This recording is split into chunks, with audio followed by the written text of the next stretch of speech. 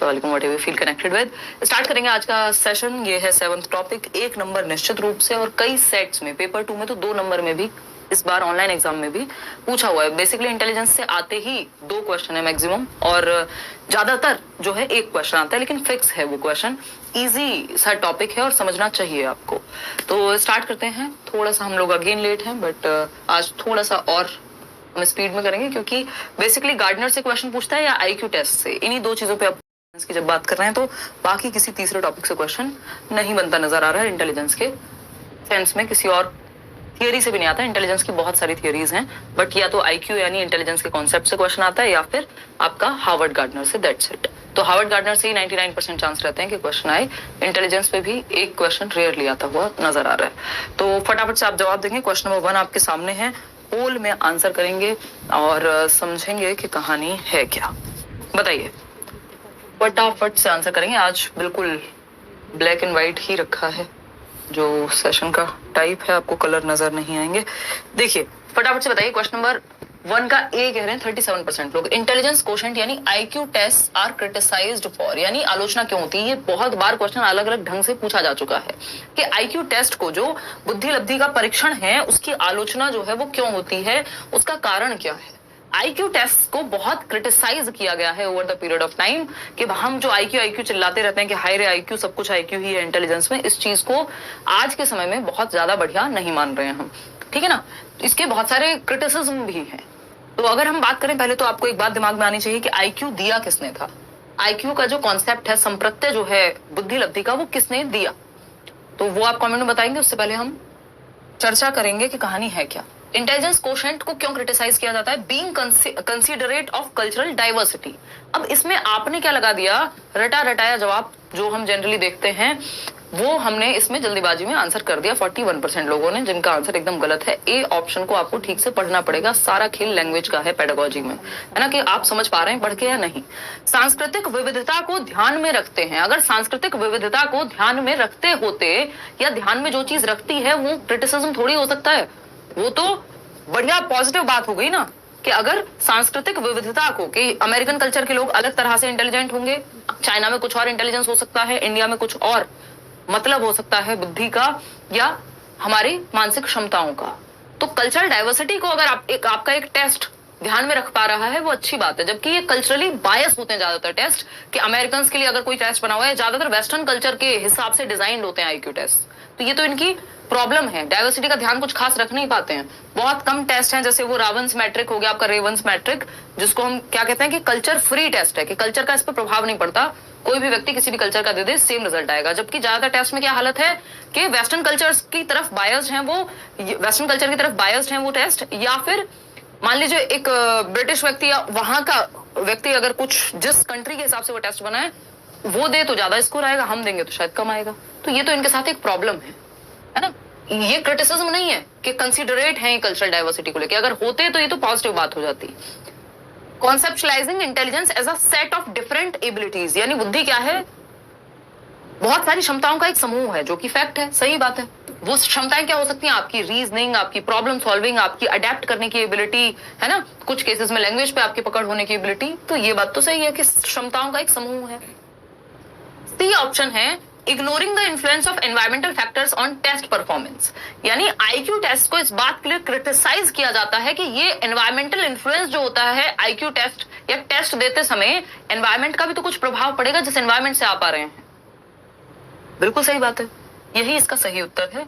Cheating मत करना, आप गलत जवाब दे चुके हो सारे के सारे। Considering social factors in measuring memory, reasoning and verbal skills, ये कोई भी नेगेटिव बात नहीं है, बाकी तीनों ही बातें पॉजिटिव हैं। जो सांस्कृतिक विविधता को ध्यान में रखेंगे तो ये तो पॉजिटिव बात होगी, क्रिटिसिज्म थोड़ी हो जाएगा। परीक्षण निष्पादन पर पर्यावरणीय कारकों के प्रभाव को नजरअंदाज कर देते हैं आईक्यू टेस्ट। ये बात एकदम सही है कि भाई जिस एनवायरमेंट से बच्चा आ रहा है, जिस सोशियो इकोनॉमिक स्टेटस से बच्चा आ रहा है, फैमिली की इनकम क्या है, उस चीज का भी प्रभाव पड़ेगा आईक्यू पे। बायोलॉजिकल प्लस जो सोशल एनवायरमेंटल फैक्टर्स हैं उनका भी प्रभाव पड़ता है। तो लॉन्ग रन में पड़े चाहे, लेकिन पड़ता है। तो बच्चा किस बैकग्राउंड से आ रहा है, किस इनकम ग्रुप से, क्या कल्चर है, किस तरह की सुविधाएं वहां, एजुकेशन अपॉर्चुनिटीज कैसी हैं, बहुत सारी चीजों का फर्क पड़ता है। लेकिन ये आईक्यू टेस्ट सबको इग्नोर कर देते हैं और बस चुपचाप से एक नंबर निकाल के दे देते हैं कि यही है इंटेलिजेंस। तो ये बात यहाँ गलत हो गई, बाकी बातें सही थी।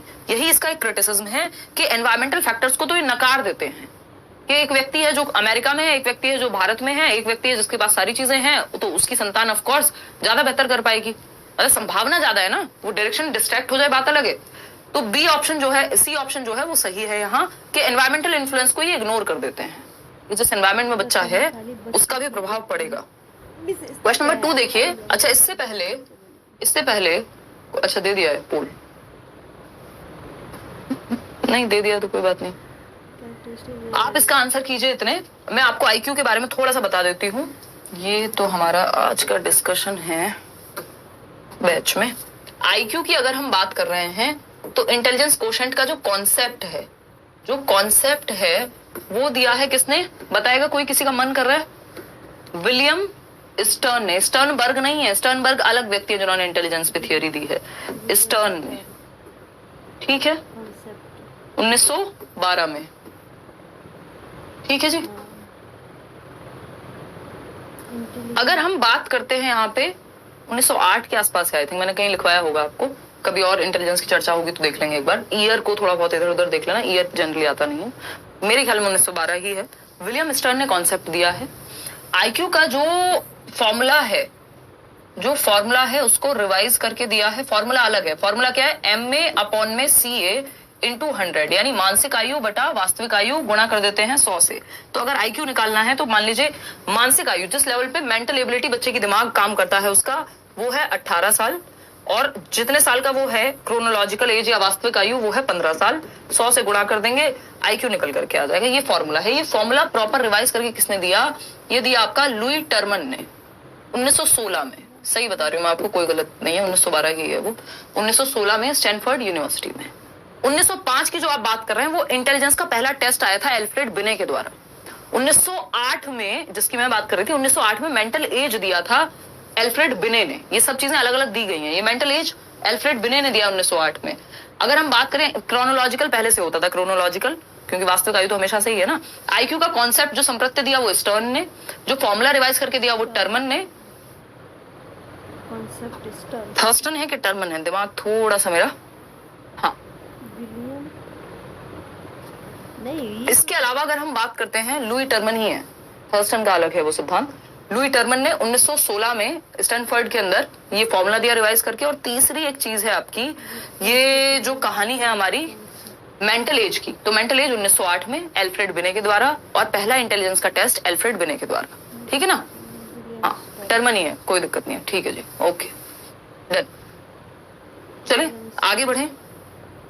नेक्स्ट क्वेश्चन देखते हैं। अ की कैरेक्टरिस्टिक ऑफ गिफ्टेडनेस। ये आपका टॉपिक इंक्लूसिव एजुकेशन में भी आएगा, बट क्योंकि ये इंटेलिजेंस से भी जुड़ा हुआ है ये वाला पर्टिकुलर क्वेश्चन, तो इसको समझ लेते हैं। गिफ्टेडनेस का एक कैरेक्टरिस्टिक बताना है, प्रतिभाशाली बच्चों की एक प्रमुख विशेषता बतानी है। गिफ्टेड बच्चा, गिफ्टेड से मतलब ही है कि गिफ्ट मिला है, जैसे गॉड गिफ्टेड काइंड ऑफ, कि किसी भी एक क्षेत्र में विलक्षण होगा, विलक्षण बुद्धि, या फिर हम कहेंगे एक्सेप्शनल होगा, कुछ अच्छा करेगा, कुछ डिफरेंट होगा। तो गिफ्टेडनेस का कैरेक्टरिस्टिक विशेषता पहचाननी है हमको। लैक ऑफ क्रिएटिविटी नहीं, आप लोग इसमें सही उत्तर दे रहे हैं। High levels of intellectual ability, gifted उसको कहेंगे जिसमें उच्च स्तर की बौद्धिक क्षमताएं हैं, जिसका मानसिक स्तर बाकी बच्चों से कहीं ऊपर है। अगर मैं नॉर्मल भाषा में कहूं तो 130 प्लस आईक्यू, इंडियन कॉन्टेक्स्ट में अगर हम बात करें एज पर एनसीईआरटी, तो 130 प्लस आईक्यू जिस बच्चे का है, हम उसको कहेंगे कि वो गिफ्टेडनेस की तरफ जा रहा है या गिफ्टेड है। 90 से 110 जो है वो एवरेज आईक्यू होता है। 90 से 110 जो है वो एवरेज आईक्यू होगा। इसमें 3 चीजें हैं जो टेबल में आप ध्यान रख सकते हैं, पूरी टेबल ना भी याद रखें तो। एक तो जिसका आईक्यू बिलो 70 है तो उसको समस्या है, ये मानेंगे, वो बॉर्डर लाइन पे है, बिल्कुल बिलो 70 प्रॉब्लम है। 70 बॉर्डर लाइन होता है। 92 प्रॉब्लम है। 92 110 एवरेज बच्चा, औसत दुनिया में आधी आबादी एवरेज ही है आईक्यू के हिसाब से, 90 से 110 ही आईक्यू है। इसके अलावा अगर हम बात करें 130 प्लस आईक्यू है, दैट मींस गिफ्टेड की तरफ गया बच्चा, गिफ्टेड है, ठीक है। ये 3 जरूरी हैं। 0 to 25 में मूड कहते हैं, बिल्कुल। तो ये 3 बातें हैं। आईक्यू टेबल है टर्मन की ही, जिसके द्वारा मैं ये बात कर रही हूँ। तो जो बच्चा गिफ्टेड है उसकी मानसिक क्षमता, इंटेलेक्चुअल एबिलिटी जो है वो हायर लेवल की होगी। क्रिएटिविटी की कमी नहीं होगी। कम्युनिकेशन स्किल इंपेयर्ड होंगी नहीं, ज्यादातर ये देखा जाता है कम्युनिकेशन स्किल्स अच्छी होती हैं। Tendency to copy others ideas, ये तो एकदम बकवास बात हो गई है ना, कि अगर गिफ्टेड है बच्चा तो कम्युनिकेशन स्किल खराब ही होंगी, खराब हो सकती है बट होंगी ही, ये कहना गलत है। टेंडेंसी दूसरों को कॉपी करने की नहीं, वो इनोवेटिव होगा। 3 चीजें बताई हैं रेंजोली ने, जिसके आधार पर क्वेश्चन ज्यादातर बनते हैं गिफ्टेडनेस के कैरेक्टरिस्टिक के बारे में। रेंजोली ने कहा है, रेंजोली एक व्यक्ति है जिनका एक 3 सर्कल मॉडल है, इसको लेके गिफ्टेडनेस को लेके 3 रिंग कह लीजिए, इसको सर्कल भी नहीं, 3 रिंग मॉडल है, जैसे आपके वो ओलंपिक्स में नहीं होते हैं रिंग, ठीक। ACC से मैंने आपको एक शॉर्ट फॉर्म दी हुई है, ACC, सीमेंट आता था ना पहले, ACC यानी हायर एबिलिटी, क्षमता ज्यादा होती है इनमें, मानसिक क्षमता जो है, higher mental ability, higher creativity, रचनात्मकता ज्यादा होती है, कुछ नया करने की क्षमता ज्यादा होती है गिफ्टेड बच्चे में, और हायर कमिटमेंट लेवल।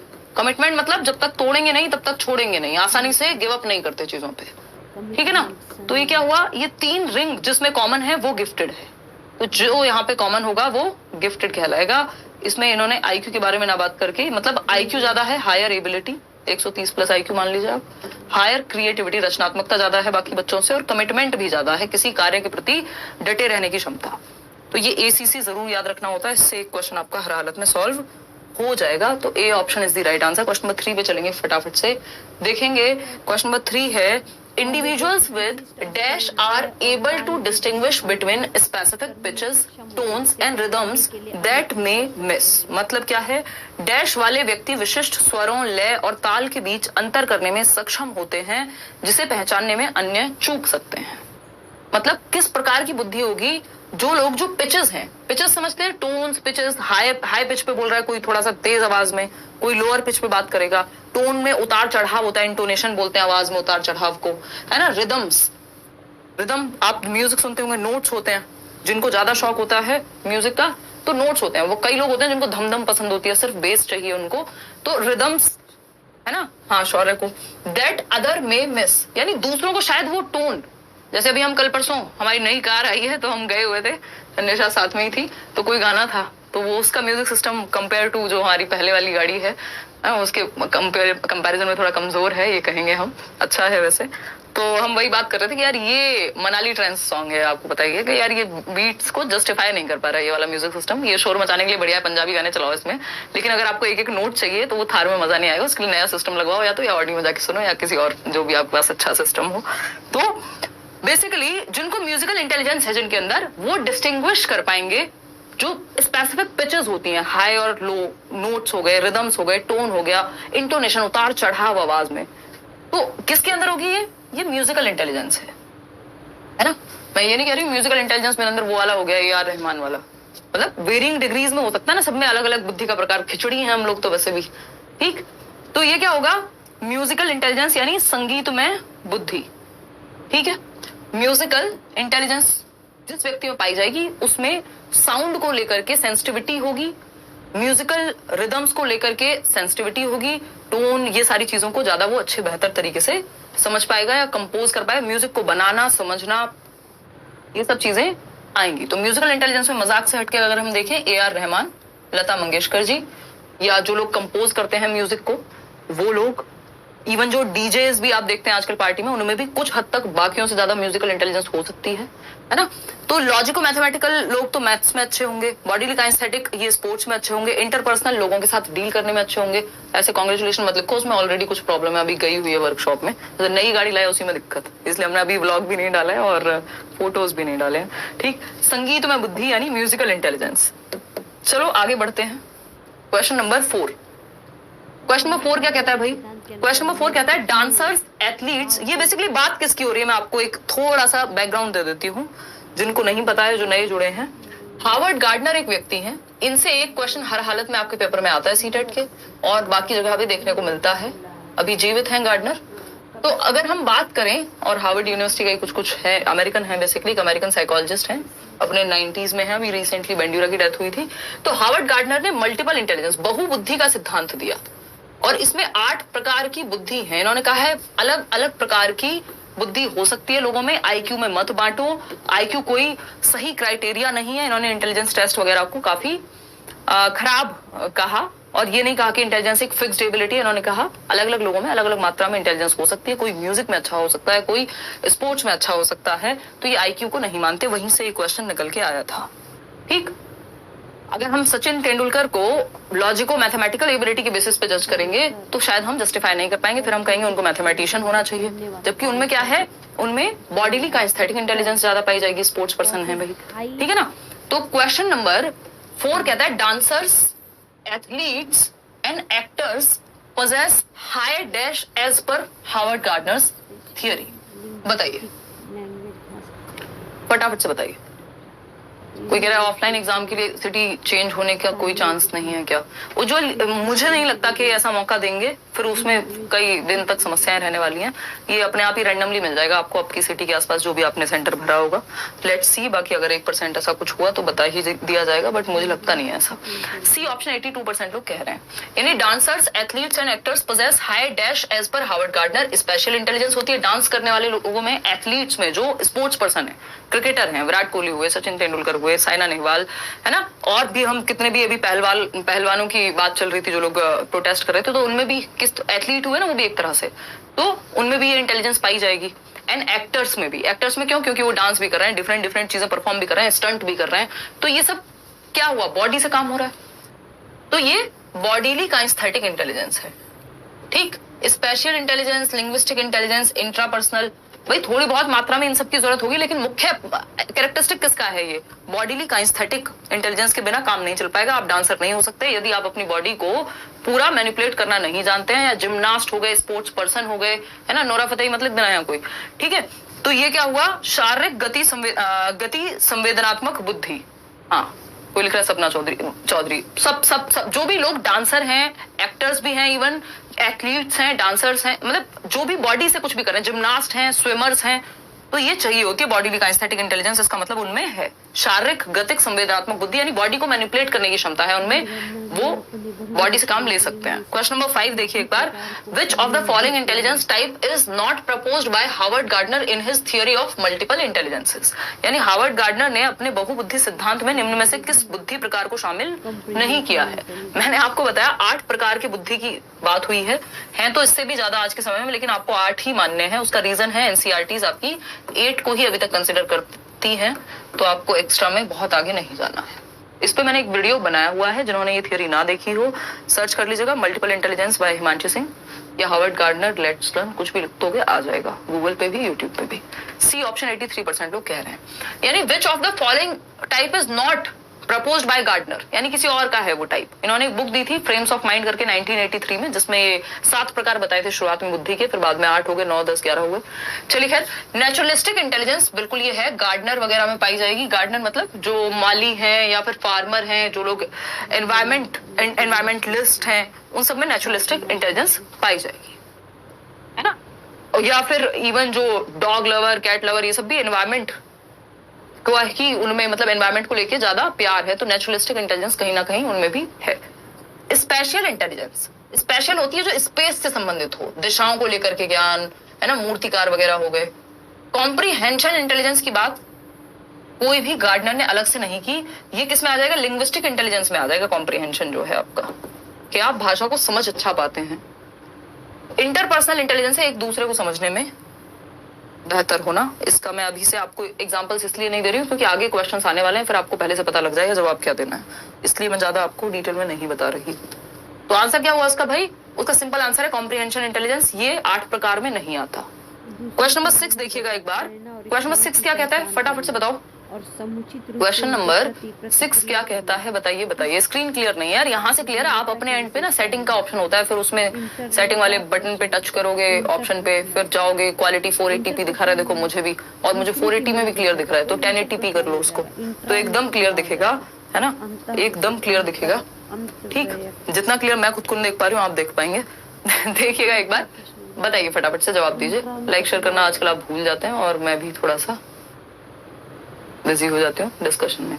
देखिए C option, the capacity to detect and respond appropriately to the moods, motivations and desires of others, ये वर्ड इंपॉर्टेंट है, अदर्स, दूसरों की इच्छाओं, दूसरों की अभिप्रेरणाओं, दूसरों के मूड, मिजाज कैसा है, अभी पापा गुस्से में होंगे, है ना, आज पापा का मूड अच्छा है तो इस हिसाब से बात कर लो, बेटा फोन चाहिए नया तो जाके मक्खन मक्खन लगा दो, है ना, ये क्या है, इंटरपर्सनल इंटेलिजेंस है, जो निशा मेरे साथ करती रहती है अक्सर, है ना, तो ये क्या है, तो ये डिजायर, दूसरों की डिजायर्स को, दूसरों की इच्छाओं को समझ पाना, दूसरों की मोटिवेशंस, कौन किस बात से मोटिवेट होगा, है ना, जैसे हम लोग कुछ कुछ काम करते हैं, कई बार मीटिंग्स होती हैं, कई बार ऑफर्स आते हैं बहुत सारे, तो सामने वाले लोग बहुत कोशिश करते हैं कि यार इस बात पे, तो सामने वाले की मोटिवेशन क्या है, लोगों की, ज्यादा लोगों की मोटिवेशन पैसा है, तो अब वो कहीं ना कहीं से घुमा फिरा के बात आती है, फिर अंत में जो है चीजें गड़बड़ हो जाती हैं, क्योंकि वो सही जगह पिच नहीं कर पा रहे होते हैं, ठीक है ना, ऐसा नहीं है कि मेरी पैसे से कोई दुश्मनी है, बट वो मुख्य चीज नहीं है।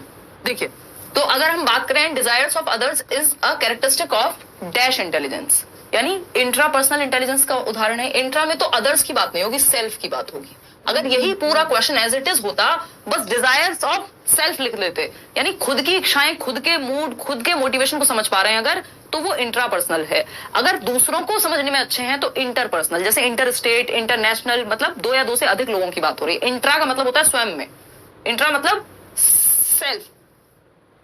काइंस्थेटिक होता है बॉडीली काइंस्थेटिक, दौड़ना, भागना, sports, dance. Interpersonal is the right word, यानी C option is the right word, या right type of intelligence. Naturalistic जो है वो गार्डनिंग से संबंधित होगा, तो अंतर व्यक्तिक बुद्धि, अंतः व्यक्तिक होगी तो अंदर, ये क्या है, अंतर व्यक्तिक, ठीक है, क्या है, अंतर व्यक्तिक। क्लियर है बात, कोई दिक्कत परेशानी?